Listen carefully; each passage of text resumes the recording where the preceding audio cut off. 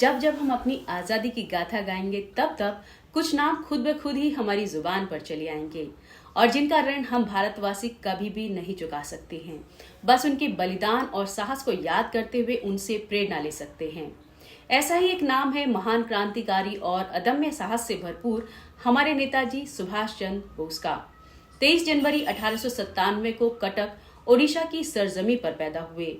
जाने माने वकील जानकी बोस और प्रभावती की ये शूरवीर संतान स्वामी विवेकानंद और अरबिंदो घोष से बेहद प्रभावित थी।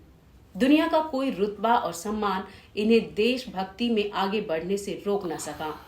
तभी तो 1920 की इंडियन सिविल सर्विस, जो कि ब्रिटिश सरकार ने भारतीयों के लिए बेहद कठिन बना रखी थी, उसे पहली ही बार में न केवल क्लियर किया बल्कि चौथी रैंक के साथ पास करके भारतीय ज्ञान और बुद्धिमत्ता का उदाहरण ब्रिटिश सरकार के सामने पेश किया। इतना ही नहीं, अंग्रेजी हुकूमत के लिए काम करना सुभाष चंद्र बोस की स्वाभिमान के खिलाफ था।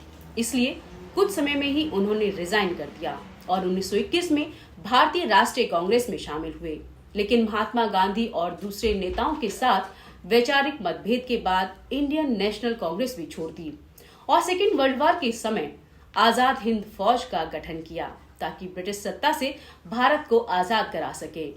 हिंद फौज के सैनिकों ने ही इन्हें नेताजी की उपाधि दी और उन्होंने अपनी सेना को नारा दिया, तुम मुझे खून दो, मैं तुम्हें आजादी दूंगा।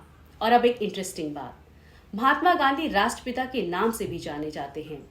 उनको राष्ट्रपिता शब्द भी सुभाष चंद्र बोस ने ही दिया। जय हिंद, यह स्लोगन भी सुभाष चंद्र बोस के द्वारा ही प्रयोग किया गया, जिसका मतलब है हिंदुस्तान की सदा विजय हो।